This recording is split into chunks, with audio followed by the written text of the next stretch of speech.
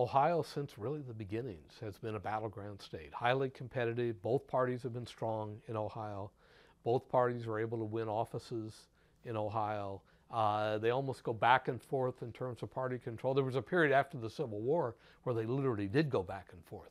Every 2 years you had kind of a change of horses. It's a big state, has a lot of electoral college votes, and that's important, of course, for the presidential contest. It also is one of about a dozen states, maybe a little more than that really is competitive. Could be won by either side. And so you put together the big prize with the competitiveness, and it means the candidates are going to be here. Governor Romney had a bus tour just a week or two ago. President Obama had a bus tour just last week. They will be back in Ohio. We will see more campaign ads in Ohio than people in most states will see, to the point that people will be sick and tired of seeing them. Columbus, the market that we're in right now, had the highest degree of political advertising 2 weeks ago of any place in the country. And it was June. So it's really going to be a place that both candidates court and almost always have. Well, particularly after the Civil War, it was a place that harbored both Southern sympathizers and Northern sympathizers. There are a bunch of counties to the south of us here in Columbus, between here and Cincinnati, that were counties that are called the Virginia Military District. After the Revolutionary War, officers in the Revolutionary Army who didn't get paid were given land in Ohio. Ohio was part of the West, of course, at that time. They moved out here. They sort of carried with them their culture and their background. They came from a slave-owning state. They didn't bring slaves with them into Ohio, but they were sympathetic to that culture. Part of Ohio also has been settled from West Virginia, Kentucky, Tennessee, those states just to the south of us, Appalachian states. And indeed, there's a part of Ohio that really is Appalachia, and that's Southeastern Ohio. So again, there were Southern sympathies there. There was a lot of activity during the Civil War that was pro-Confederate activity in Ohio.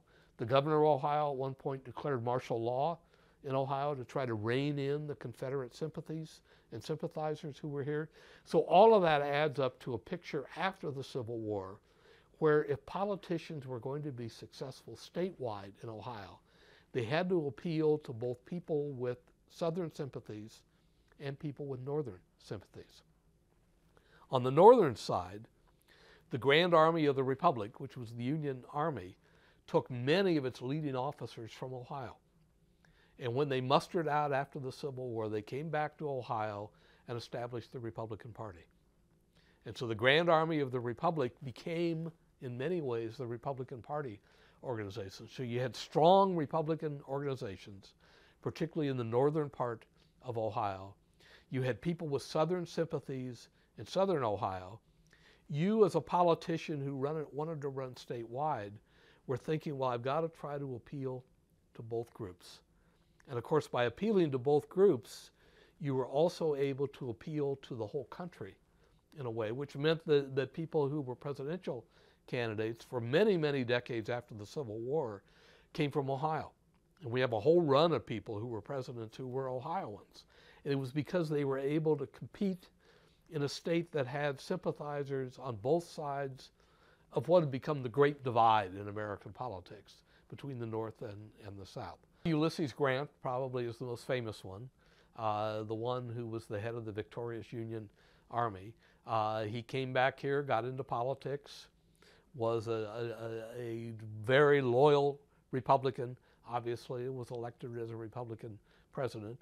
There were others. William Henry Harrison, before the Civil War, was a soldier here in Ohio. He was actually born in Virginia, but he did his soldiering here in Ohio and Indiana. All three states claimed him, but he was successful partly because he was able to adapt to the Midwest and appeal to people kind of on both sides of the aisle politically. As you go into the 20th century, William Howard Taft, who was both Supreme Court Chief Justice and before that a President of the United States, came from Cincinnati.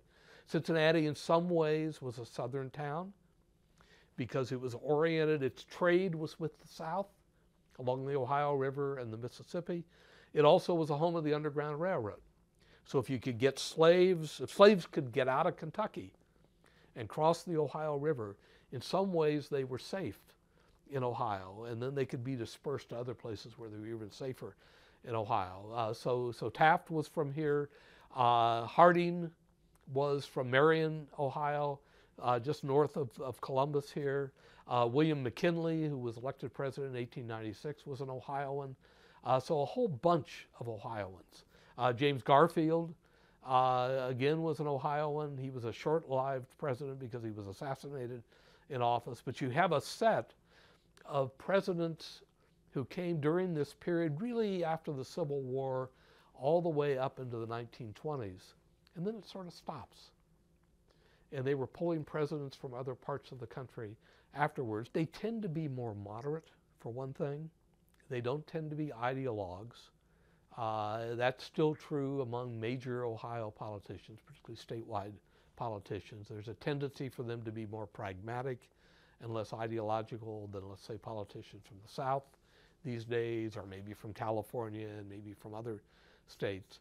If you're trying to compete in a general election, it helps to be able to appeal to voters who are swing voters in the middle. And Ohioans over the years, in fact, going back in time, have been able to do that.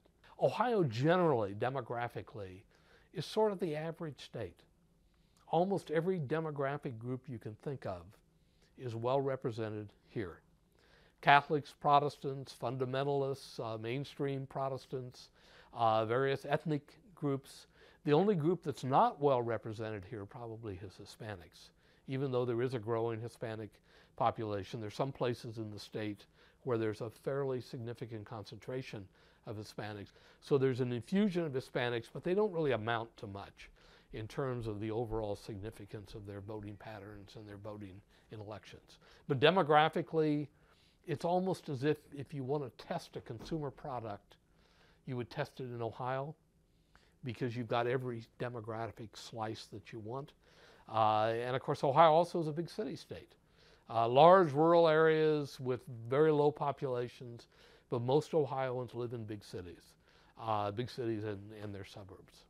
Do you foresee Ohio always being an important state in presidential elections? I think for the foreseeable future, yes.